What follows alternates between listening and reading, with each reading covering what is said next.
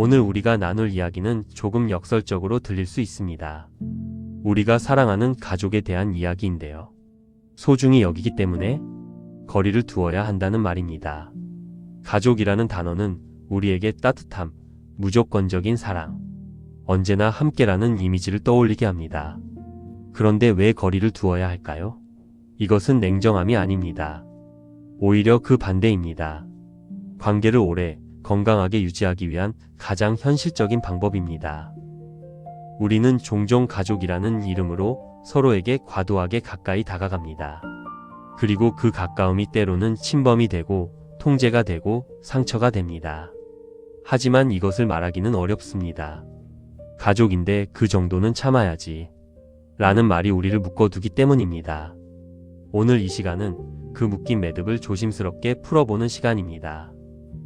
가족을 사랑하되 나 자신도 지키는 법, 관계를 유지하되 서로의 영역을 존중하는 법, 그리고 그것이 어떻게 더 오래가는 관계의 비결이 되는지 함께 살펴보겠습니다. 제1장, 가족은 난로다. 적정거리의 원리. 쇼펜하우어의 고슴도치 우화. 독일 철학자 쇼펜하우어는 고슴도치의 딜레마라는 우화를 남겼습니다. 추운 겨울날 고슴도치들이 추위를 피하기 위해 서로 몸을 붙입니다. 하지만 너무 가까이 붙으면 서로의 가시에 찔려 아픕니다. 그렇다고 멀리 떨어지면 추위에 얼어 죽습니다. 결국 고슴도치들은 따뜻함과 아픔 사이에서 적당한 거리를 찾아냅니다. 이 우화는 인간관계, 특히 가족관계의 본질을 정확히 보여줍니다. 우리는 서로를 필요로 하지만 너무 가까우면 상처를 주고받습니다. 문제는 얼마나 가까워야 하는가? 라는 질문에 정답이 없다는 것입니다. 각자의 가시 길이가 다르고 추위를 느끼는 정도가 다르기 때문입니다. 가족은 난로와 같다. 가족을 난로에 비유해 봅시다. 난로는 한겨울에도 따뜻한 온기를 제공합니다. 하지만 난로에 너무 가까이 붙으면 뜨겁고 심하면 화상을 입습니다. 반대로 너무 멀리 떨어지면 온기를 느낄 수 없습니다. 적정 거리가 있어야 난로의 온기를 제대로 누릴 수 있습니다. 가족 관계도 마찬가지입니다. 부모와 자식, 형제와 자매, 부부 사이에는 각자에게 편안한 거리가 있습니다. 어떤 사람은 매일 전화로 안부를 나누는 것이 편하고 어떤 사람은 일주일에 한 번도 부담스러워합니다. 어떤 사람은 명절 때마다 모이는 것이 즐겁고 어떤 사람은 1년에 한두 번이 적당합니다. 중요한 것은 이 거리가 사랑의 양과 비례하지 않는다는 점입니다. 가까이 있다고 더 사랑하는 것이 아니고 멀리 있다고 덜 사랑하는 것이 아닙니다. 거리는 관계의 온도를 조절하는 장치일 뿐입니다. 침범과 사랑의 경계. 스토아 철학자 에픽테토스는 말했습니다. 우리가 통제할 수 있는 것과 통제할 수 없는 것을 구분하라. 통제할 수 없는 것에 마음을 쓰는 것은 불행의 시작이다. 가족 관계에서 우리가 통제할 수 있는 것은 무엇일까요? 내 행동과 내 말, 내 선택입니다. 통제할 수 없는 것은 무엇일까요? 상대의 생각, 상대의 감정, 상대의 인생입니다. 하지만 많은 가족 갈등은 이 경계를 넘을 때 시작됩니다. 부모가 성인 자녀의 결혼, 직업, 육아 방식까지 간섭하려 할 때, 자식이 부모의 노후 계획, 재산 관리, 건강 관리까지 지시하려 할 때, 형제가 서로의 배우자, 자녀 교육, 경제 상황까지 평가하려 할 때, 이것은 사랑이 아닙니다. 사랑이라는 이름을 쓴 침범입니다. 진짜 사랑은 상대의 영역을 인정하고 그 안에서 상대가 스스로 결정하도록 존중하는 것입니다. 여기서 얻을 수 있는 교훈은 거리는 냉정함이 아니라 존중의 다른 이름이다. 라는 것입니다. 그렇다면 침범을 하지 않는 선에서 우리가 실천할 수 있는 것들은 어떤 게 있을까요? 내 편안한 거리를 먼저 확인해야 합니다. 가족과의 연락 빈도, 만남 빈도를 생각해 보세요. 의무감이 아니라 내가 진심으로 편한 횟수는 얼마인가요? 종이에 적어 보세요. 그리고 상대의 거리 역시 존중해야 합니다. 상대가 연락을 덜 하거나 만남을 미루더라도 나를 싫어하는구나가 아니라 저 사람에게 필요한 거리가 있구나로 해석해 보세요. 또 거리 조정에 대한 대화를 해볼 수 있습니다. 나는 매일 통화하는 게 좋은데 당신은 어때요? 라고 물어보세요. 정답을 찾는 게 아니라 서로의 필요를 확인하는 대화입니다. 오늘의 연습은 이겁니다. 오늘 하루 가족에게 해야 한다고 생각했던 연락을 한번 멈춰보세요. 그 시간에 내가 정말 하고 싶은 일을 하나 하세요. 죄책감이 들면 거리두기는 관계를 망치는 게 아니라 관계를 설계하는 것이라고 속으로 말해보세요. 제2장 관계는 고무줄이다. 탄성의 법칙. 아리스토텔레스의 중용. 고대 그리스 철학자 아리스토텔레스는 중용을 강조했습니다. 중용이란 극단을 피하고 균형을 찾는 것입니다. 용기는 무모함과 비겁함 사이에 있고 관대함은 낭비와 인색함 사이에 있습니다. 모든 덕은 두 극단 사이의 적절한 지점에 있습니다. 가족 관계에도 극단으로 가지 않도록 중용이 필요합니다. 너무 밀착하면 질식하고 너무 멀어지면 단절됩니다. 균형점을 찾아야 합니다. 고무줄의 비유. 관계를 고무줄에 비유해 봅시다. 고무줄은 당기면 늘어나지만 너무 세게 당기면 끊어집니다. 반대로 전혀 당기지 않으면 느슨해져서 아무 기능도 하지 못합니다. 고무줄이 제 역할을 하려면 적당한 장력이 필요합니다. 그리고 중요한 것은 고무줄에는 탄성 한계가 있다는 것입니다. 한계를 넘으면 원래대로 돌아오지 못하고 늘어나거나 끊어집니다. 가족 관계에서 당김은 요구입니다. 이렇게 해줘, 저렇게 하지 마, 나를 위해 이건 포기해줘. 이런 요구들은 관계를 작동시키는 힘이기도 하지만 동시에 관계를 긴장시키는 힘이기도 합니다. 문제는 우리가 가족이라는 이유로 고무줄을 끝없이 당길 수 있다고 착각한다는 것입니다. 가족인데 이 정도는 해줄 수 있지. 가족인데 참아줄 수 있지. 하지만 모든 관계에는 한계가 있습니다. 가족이라고 해서 그 한계가 사라지지 않습니다. 오히려 가족이기 때문에 더 조심해야 합니다. 한번 끊어진 고무줄은 다시 이어 붙여도 예전처럼 탄력이 나지 않습니다. 역할 혼동이 만드는 과도한 장력. 가족 관계에서 가장 큰 장력이 생기는 순간은 역할이 혼동될 때입니다. 부모가 성인 자녀를 여전히 아이로 대할 때, 자녀가 나이 든 부모를 무능한 사람으로 대할 때, 형제가 서로를 경쟁자로 대할 때, 부부가 서로를 소유물로 대할 때, 이런 역할 혼동은 관계에 불필요한 힘을 가합니다. 부모는 자녀의 인생을 도와주려다 통제하게 되고, 자녀는 부모를 보살피려다 무시하게 되고, 형제는 서로를 격려하려다 비교하게 되고, 부부는 서로를 챙기려다 간섭하게 됩니다. 세네카는 이렇게 말했습니다. 우리는 타인의 삶에 간섭할 권리가 없다. 조언을 구할 때만 조언하라. 여기서 얻을 수 있는 교훈은 관계는 당기고 노는 리듬이며 한쪽만 계속되면 관계는 망가진다. 라는 것이죠. 이제 실천 방법을 알아보도록 하겠습니다. 요구 목록을 작성해 보면 좋습니다. 내가 최근 가족에게 했던 요구들을 적어보세요. 이렇게 해줘, 저렇게 하지 마 등. 그리고 각 요구 옆에 내 영역인가, 상대 영역인가를 표시해 보세요. 글로 적어보면 구분이 쉬워질 거예요. 또 탄성 한계를 점검해 보는 것입니다. 내가 누군가에게 혹은 누군가가 나에게 과도한 요구를 하고 있지 않은지 점검하세요. 피로감, 답답함, 회피하고 싶은 마음이 신호입니다. 신호를 잘 알아채세요. 마지막으로 역할을 다시 정의해 보는 것입니다. 나는 부모지만 성인 자녀의 인생을 결정할 수 없다.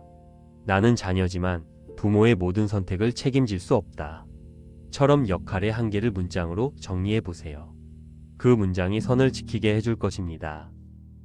어떻게 행동해야 할지 정리가 되셨다면 연습을 한번 해보겠습니다. 오늘 가족에게 하려던 조언이나 간섭을 한번 멈춰보세요. 대신 어떻게 지내? 같은 단순한 안부만 물어보세요. 상대가 대답하든 안 하든 더 이상 캐묻지 말고 그대로 두세요. 제3장 경계는 문턱이다. 집을 집으로 만드는 장치. 한나 아렌트의 사적 영역과 공적 영역. 20세기 정치 철학자 한나 아렌트는 사적 영역과 공적 영역을 구분했습니다. 사적 영역은 개인의 내밀함이 보호받는 공간이고, 공적 영역은 타인과 함께 활동하는 공간입니다.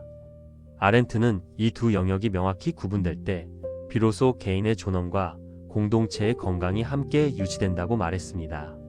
가족 관계도 마찬가지입니다. 가족이라고 해서 모든 것을 공유해야 하는 것은 아닙니다. 오히려 각자의 사적 영역이 지켜질 때 가족이라는 공적 영역이 더 건강해집니다. 문턱의 비유. 경계를 문턱에 비유해 봅시다. 집에는 문턱이 있습니다. 문턱은 안과 밖을 구분합니다. 문턱이 있기 때문에 집은 집이 됩니다. 문턱이 없다면 바람이 그대로 들어오고 먼지가 쌓이고 벌레가 기어 들어옵니다. 문턱은 외부의 침입을 막는 최소한의 장치입니다. 하지만 문턱이 있다고 해서 사람들이 집에 들어올 수 없는 것은 아닙니다. 초대받은 사람은 문턱을 넘어 들어옵니다. 다만 그들도 신발을 벗거나 문을 두드리거나 허락을 구합니다. 이것이 예입니다. 가족 관계에서 경계는 바로 이 문턱입니다. 여기서부터는 내 영역이니 함부로 들어오지 마세요. 라는 표시입니다. 이것은 냉정함과는 전혀 다릅니다. 오히려 관계를 지속시키기 위한 최소한의 예입니다. 거리두기는 예의 다른 이름이죠. 우리는 가족에게만 무례해집니다. 낯선 사람에게는 조심스럽게 말하고 친구에게는 적당히 선을 지키지만 가족에게는 어차피 가족인데라며 함부로 합니다. 부모는 자녀의 방문을 열고 들어가면서도 친구 집에는 초인종을 누릅니다. 자녀는 부모에게 왜 그렇게 사냐고 면박을 주면서도 상사에게는 공손합니다. 형제는 서로의 배우자를 평가하면서도 직장 동료의 가족 이야기에는 끼어들지 않습니다. 왜 그럴까요? 가족이니까 괜찮다고 생각하기 때문입니다. 하지만 이 생각은 착각입니다. 가족의 생각은 내 생각과는 다릅니다. 가족이기 때문에 더 예의를 지켜야 합니다. 가족은 평생 함께할 소중한 사람들이기 때문에 짧게 스쳐가는 사람들보다 더 신중하게 대해야 합니다. 몽테뉴는 우정에 관하여라는 에세이에서 이렇게 말했습니다. 가장 가까운 사람일수록 거리를 두는 기술이 필요하다. 가까움과 무례함은 다릅니다. 여기서 얻을 수 있는 교훈은 경계는 관계를 망치는 벽이 아니라 관계를 보호하는 문턱이다. 라는 것입니다. 실천해 볼 수 있는 것들이 있습니다. 첫 번째로 문턱 만들기입니다. 이것만은 간섭받고 싶지 않다. 라는 영역 3가지를 정해보세요.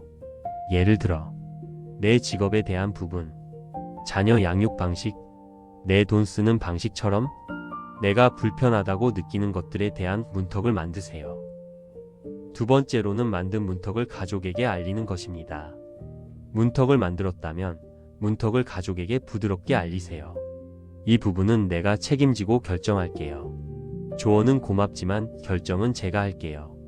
라고 알리기만 하면 됩니다. 나만 알고 있으면 문턱을 정해놔도 가족들이 넘나들 수 있습니다. 마지막으로는 타인의 문턱 존중하기입니다. 내 문턱을 존중받으려면 상대의 문턱도 함께 존중해야 합니다. 상대가 이 얘기는 하고 싶지 않아요 라고 하면 더 이상 물어보지 마세요. 호기심과 관심은 다르다는 것 모두 잘 알고 계시는 사실입니다. 내 문턱을 만들고 가족에게 알리고 가족의 문턱을 존중한다면 관계가 너무나도 편안해지실 겁니다. 오늘부터 바로 적용해 보세요. 오늘 가족이 당신의 문턱을 넘으려 할 때 그건 제가 결정할게요 라고 한번 말해보세요. 상대가 섭섭해하더라도 섭섭하게 할 의도는 아니지만 이건 제 영역이에요 라고 설명하세요. 대화를 끊지 말고 다른 주제로 자연스럽게 넘어가세요. 가벼운 날씨 이야기나 근황 이야기로 환기를 시키면 자연스럽게 대화가 흘러갑니다. 제4장 화분에 물 주기 적정량의 원리. 스피노자의 자기 보존 욕구. 네덜란드 철학자 스피노자는 코나투스라는 개념을 제시했습니다. 모든 존재는 자기 자신을 보존하려는 욕구가 있다는 것입니다. 이것은 이기심이 아니라 존재의 기본 원리입니다. 가족 관계에서도 마찬가지입니다. 나를 먼저 보존해야 타인을 돌볼 수 있습니다. 내가 무너지면 관계도 무너지게 됩니다. 가족보다 나를 먼저 돌보세요. 또 가족을 화분에 비유해 봅시다. 화분에는 식물이 자랍니다. 식물이 자라려면 물이 필수적으로 필요하죠. 하지만 물을 너무 많이 주면 뿌리가 썩습니다. 물을 너무 적게 주면 말라 죽습니다. 식물마다 필요한 물의 양이 다릅니다. 선인장은 일주일에 한 번이면 충분하고 고사리는 매일 줘야 합니다. 가족 관계에서 물은 관심과 연락, 그리고 도움, 시간입니다. 우리는 가족에게 이런 것들을 줍니다. 하지만 얼마나 줘야 할까요? 많은 사람들이 가족이니까 최대한 많이 줘야 한다고 생각합니다. 하지만 이것은 식물에게 물을 하루 종일 붓는 것과 같습니다. 식물은 죽고 관계도 망가집니다. 적정량은 두 가지 요소로 결정됩니다. 첫째, 상대가 필요로 하는 양. 둘째, 내가 줄 수 있는 양. 이 두 가지가 맞아떨어지는 지점이 건강한 관계입니다. 많은 가족 갈등은 감정 노동의 과부하에서 시작됩니다. 감정 노동이란 상대의 기분을 맞추고 분위기를 조절하고 갈등을 중재하는 일입니다. 어머니는 가족 전체의 감정 노동을 떠맡습니다. 아버지의 기분을 살피고 자녀들의 갈등을 조정하고 명절 준비를 도맡습니다. 큰딸은 부모와 동생 사이를 중재합니다. 며느리는 시댁의 분위기를 파악하고 맞춥니다. 하지만 이것은 지속 가능하지 않습니다. 한 사람이 모든 감정 노동을 떠맡으면 그 사람은 지칩니다. 그리고 결국 폭발하거나 관계에서 멀어집니다. 마르쿠스 아우렐리우스는 명상록에서 이렇게 말했습니다. 타인의 영혼 속으로 들어가려 하지 마라. 내 자신의 영혼을 돌보는 것으로 충분하다. 상대의 기분은 상대가 책임져야 합니다. 내가 무언가를 말하거나 행동했을 때 상대가 화를 내거나 섭섭해한다면 그것은 상대의 반응입니다. 나는 정중하고 명확하게 말할 책임이 있지만 상대의 감정까지 책임질 필요는 없습니다. 가족을 돌본다는 것은 어느 정도 상대에게 맞춰줘야 하지만 내 한계를 넘어서는 안 된다는 것을 명심하세요. 그렇다면 우리가 어떻게 행동하면 좋을까요? 첫 번째로 적정량을 파악해 보는 것입니다. 지난 한 달 동안 가족과 나눈 통화와 문자, 만남을 세어보세요. 그중 몇 번이 진심으로 하고 싶었던 것이고 몇 번이 의무감이었나요? 반복적으로 세어보면 나에게 맞는 적정한 양이 파악됩니다. 두 번째로는 감정과 책임 분리하기입니다. 내가 이렇게 말하면 저 사람이 속상해할 거야 라는 생각이 들 때 나는 정중하게 말할 뿐이고 상대의 감정은 상대의 몫이야 라고 속으로 말해보세요. 이것이 감정과 책임의 분리입니다. 세 번째로는 나의 한계를 선언하기입니다. 나는 한 달에 2번 전화할 수 있어요. 나는 명절 때만 방문할 수 있어요. 처럼 내가 감당 가능한 선을 명확히 하세요. 이것은 냉정함이 아니라 정직함입니다. 상대도 곧 나의 선언을 받아들이게 됩니다. 그렇다면 연습해 볼까요? 오늘 가족이 연락했을 때 내가 피곤하다면 지금은 좀 피곤해서 나중에 다시 연락할게 라고 말해보세요. 상대가 서운해하더라도 미안하지만 지금은 안 되라고 경계를 지키세요. 죄책감 대신 나를 지키는 것도 관계를 지키는 일이야 라고 스스로에게 말하세요. 그리고 피곤이 풀리면 화난 마음으로 다시 전화를 하면 됩니다. 제5장 지도의 축척 시야를 조정하는 법. 니체의 원근법주의. 독일 철학자 니체는 원근법주의를 주장했습니다. 세상을 보는 방법은 하나가 아니라 여러 관점이 있다는 것입니다. 같은 사건도 어디서 보느냐에 따라 다르게 보입니다. 가족 갈등도 마찬가지입니다. 너무 가까이서 보면 작은 말 한마디, 작은 행동 하나가 엄청나게 크게 보입니다. 하지만 조금 멀리서 보면 그것이 관계 전체에서 차지하는 비중은 작습니다. 거리두기를 지도의 축척을 바꾸는 일에 비유해 봅시다. 지도에는 축척이 있습니다. 1:1000으로 그린 지도는 건물 하나하나가 보입니다. 1:10만으로 그린 지도는 도시 전체가 보입니다. 같은 장소를 보더라도 축척에 따라 보이는 것이 다릅니다. 가족 관계에서도 축척 조정이 필요합니다.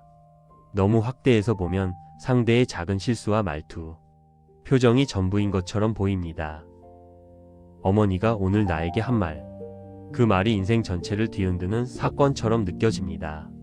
하지만 축척을 줄이면 관계 전체가 보입니다. 어머니와 나의 40년 관계, 그 안에서 주고받은 수많은 말들, 그중 하나의 말.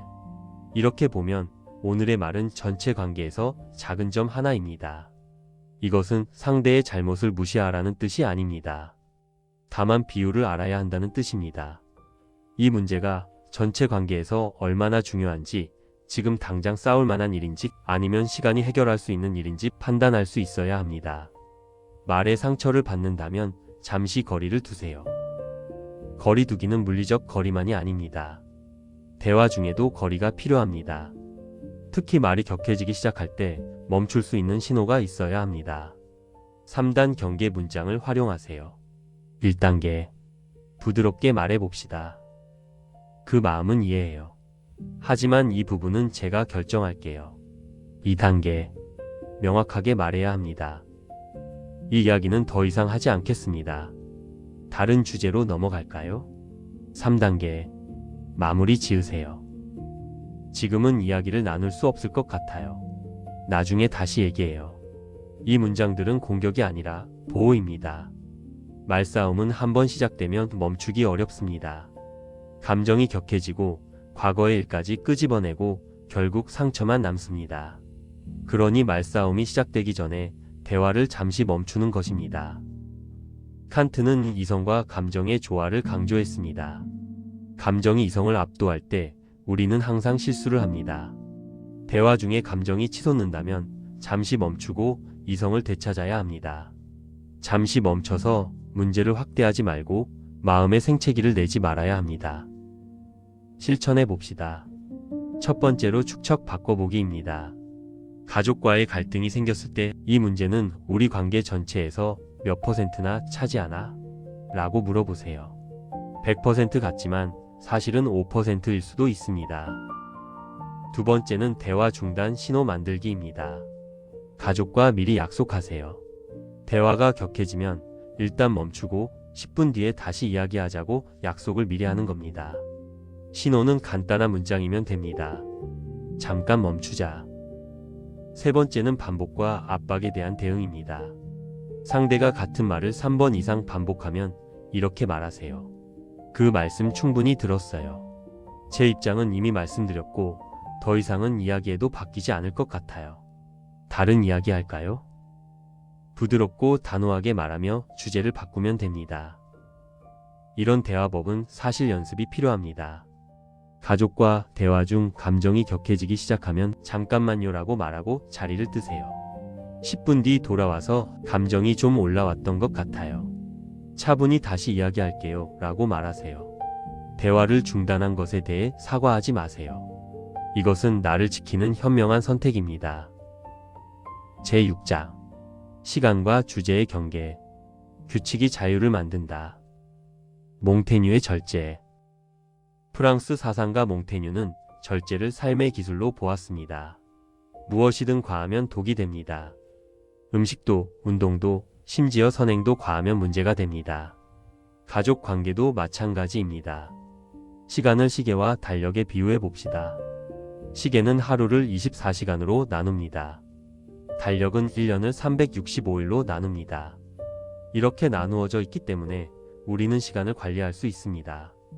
아침에는 일하고 저녁에는 쉬고 주말에는 가족과 시간을 보내자. 처럼 계획을 세울 수 있습니다. 가족과의 시간도 경계가 필요합니다. 언제든 얼마든지는 사실 현실적이지 않습니다. 나에게도 나만의 시간이 필요하고 상대에게도 상대의 시간이 필요합니다. 가족과의 시간을 어떻게 쓰면 좋을까요? 예를 들면 방문은 2시간 정도 뵙고 가려고 하는데 시간 괜찮으세요?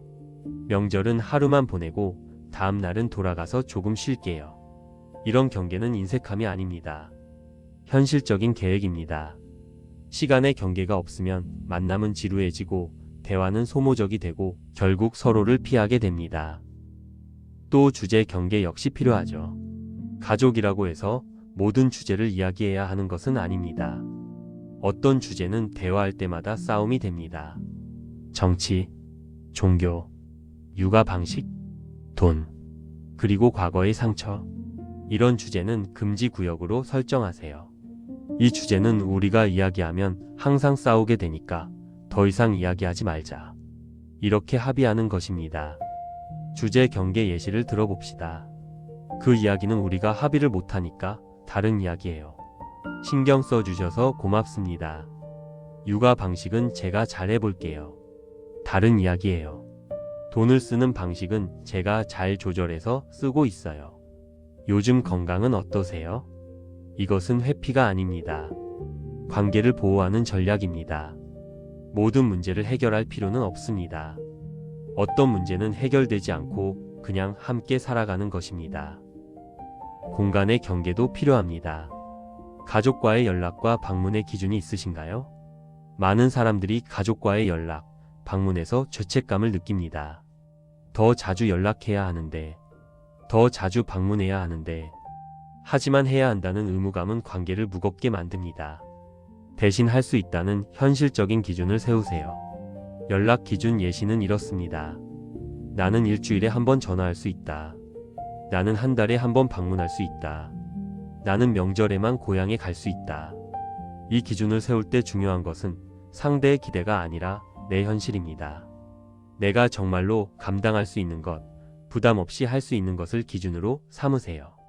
그리고 이 기준을 가족에게 알리세요. 나는 이만큼 할 수 있어요.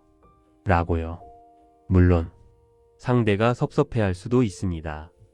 하지만 거짓으로 약속했다가 지키지 못하는 것보다 정직하게 말하고 지키는 것이 낫습니다. 규칙은 관계를 경직시키는 게 아니라 지속 가능하게 만드는 것입니다. 가족 관계에서 자신만의 규칙을 만드세요. 정리를 다시 한번 해볼까요? 시간 경계, 금지 주제, 공간 경계입니다.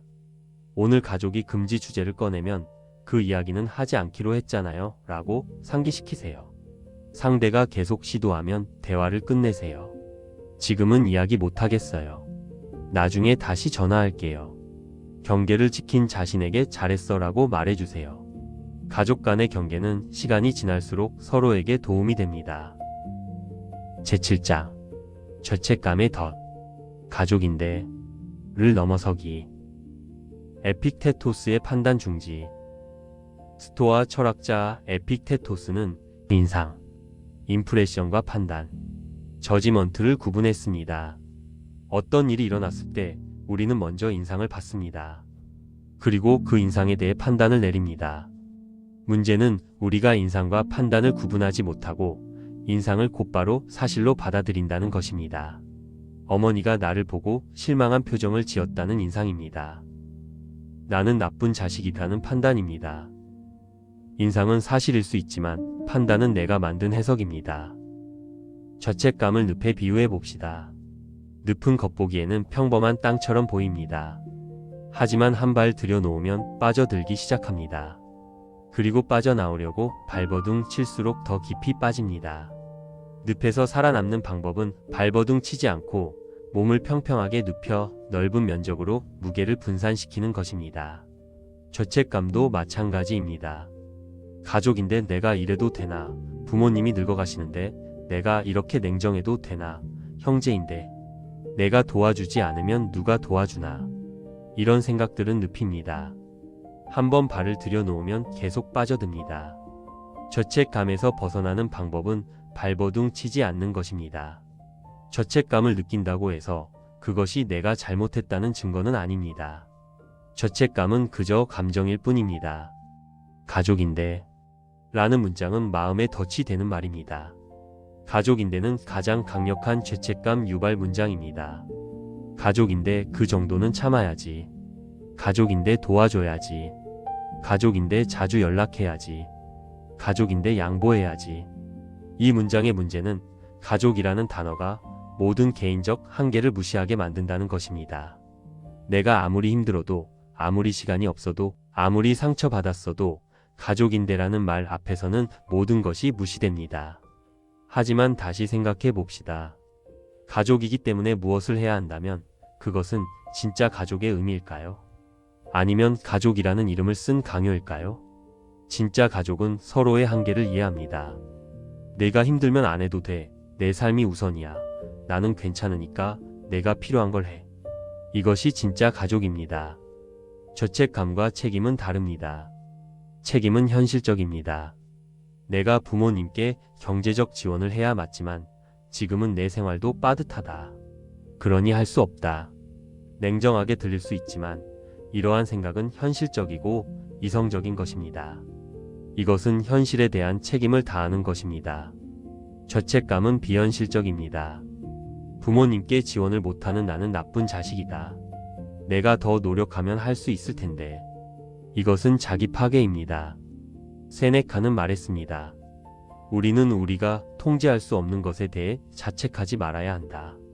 죄책감 문장을 바꿔서 생각해보는 연습이 필요합니다. 가족인대로 시작하는 생각이 들 때마다 가족이지만 나도 사람이고 한계가 있다로 바꿔보세요. 또 책임과 죄책감을 구분할 줄 알아야 합니다. 내가 현실적으로 할 수 있는 것, 내가 해야 한다고 느끼지만 사실은 할 수 없는 것 적어보고 할 수 있는 것에 집중을 하세요. 마지막으로 죄책감에 익숙해져야 합니다. 죄책감을 느낄 때 나는 지금 죄책감을 느끼고 있구나라고 관찰만 하세요. 죄책감에 즉각적인 반응을 하지 않고 그냥 느끼시면 됩니다. 곧 지나갑니다. 오늘 가족에게 미안해라고 말하려는 순간 잠깐 멈추세요. 내가 정말 잘못한 걸까? 아니면 그냥 죄책감을 느끼는 걸까? 라고 자신에게 물어보세요. 잘못하지 않았다면 사과하지 마세요. 미안하지만 이건 내가 할 수 없어요. 로 충분합니다. 제8장 재설계. 예전으로 돌아가지 않고 새로 만들기.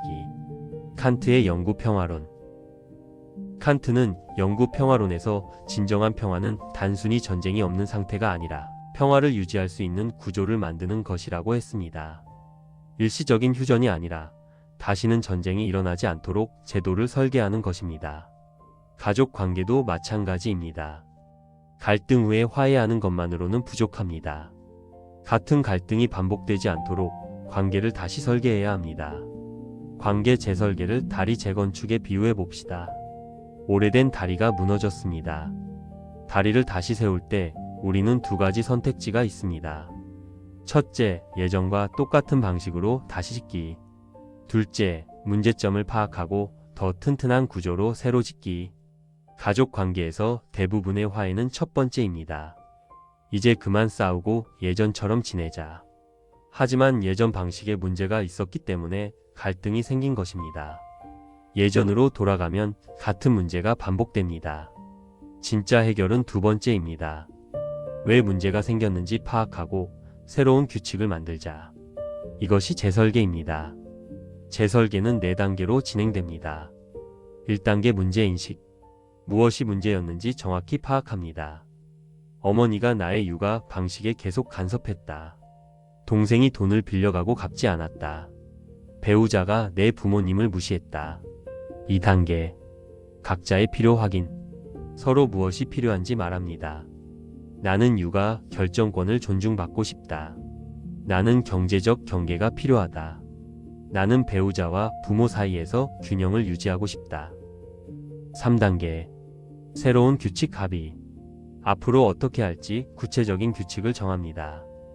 육아에 관한 조언은 제가 물어볼 때만 해주세요. 돈 거래는 더 이상 하지 않기로 해요. 명절은 양가를 공평하게 나누어 보내기로 해요. 4단계 실천과 점검. 규칙을 실천하고 정기적으로 점검합니다. 한 달에 한 번 새로운 규칙이 잘 지켜지고 있는지 이야기해요.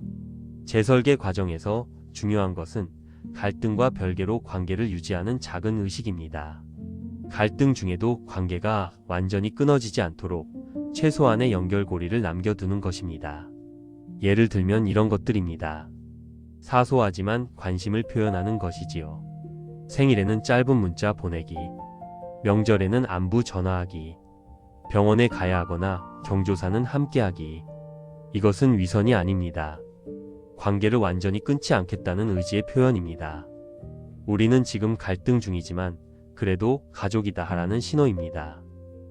아리스토텔레스는 우정을 3가지로 나누었습니다. 쾌락의 우정, 유용성의 우정, 덕의 우정. 가족은 덕의 우정을 지향해야 합니다. 서로에게 이익이 되지 않더라도, 즐겁지 않더라도 관계 자체를 소중히 여기는 것입니다. 관계는 고치는 게 아니라 매번 방향을 조정하여 새로 만드는 것입니다. 예전 방식을 놓아주세요. 오늘 가족과 갈등이 있었다면 앞으로는 이렇게 하면 어떨까요? 라고 새로운 방식을 제안하세요. 상대가 거부하더라도 나는 이렇게 하겠습니다. 라고 내 규칙을 선언하세요. 나의 규칙을 내가 지켜나가는 것이 가장 중요합니다. 상대도 곧 따르게 될 거예요.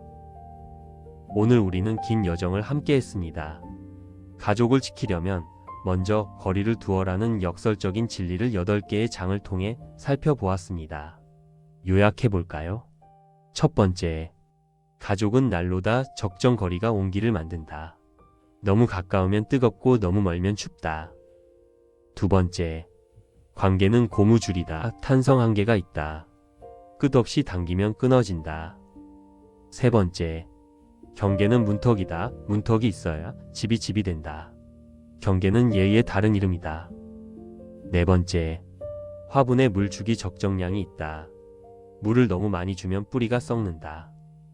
다섯 번째, 지도의 축척 너무 확대하면 싸움이 되고 적당히 축소하면 길이 보인다. 여섯 번째, 시간과 주제의 경계 규칙이 관계를 지속 가능하게 만든다. 일곱 번째, 죄책감의 덕 가족인데는 덫이다. 죄책감은 나를 갉아먹는 독이다. 여덟 번째, 재설계 예전으로 돌아가지 말고 새로운 관계를 만들어라. 오늘부터 할 일 3가지가 있습니다. 첫 번째, 내 경계 한 가지 정하기. 이것만은 간섭받지 않겠다는 영역을 하나 정하고 가족에게 알리세요. 두 번째, 시간과 주제 경계 설정하기. 다음 가족 통화나 만남에서 시간 제한을 두거나 금지 주제를 하나 정하세요. 세 번째, 작은 의식 시작하기. 갈등과 관계없이 최소한의 연결고리를 만드세요. 매달 안부 문자, 명절 인사 같은 것들입니다. 그리고 가족을 위해 다짐할 것들도 있습니다. 나는 가족을 사랑합니다. 그 사랑은 나와 상대의 삶을 동시에 지키는 방식으로 표현됩니다. 거리두기는 단절이 아니라 관계를 오래 쓰기 위한 유지보수입니다. 나는 내 경계를 지킬 것이고 상대의 경계도 존중할 것입니다. 죄책감 대신 현실적인 책임을, 의무감 대신 진심을 선택합니다. 예전 방식으로 돌아가지 않고 새로운 관계를 설계합니다. 가족이기 때문이 아니라 가족이기에 더 신중하게 거리를 둡니다. 오늘 이야기가 여러분의 가족 관계에 작은 변화를 만들어 주기를 바랍니다. 거리두기는 차가움이 아닙니다. 오래 함께하기 위한 따뜻한 지혜입니다. 만약 이 영상이 도움이 되었다면 구독과 좋아요로 응원해주세요. 여러분의 관심이 더 나은 이야기를 만드는 힘이 됩니다. 여러분 모두 가족과 함께 또 가족과 떨어져 각자의 방식으로 행복하시기를 바랍니다. 잠시 편안한 음악을 들으며 가족을 생각해 보시길 바랍니다. 감사합니다.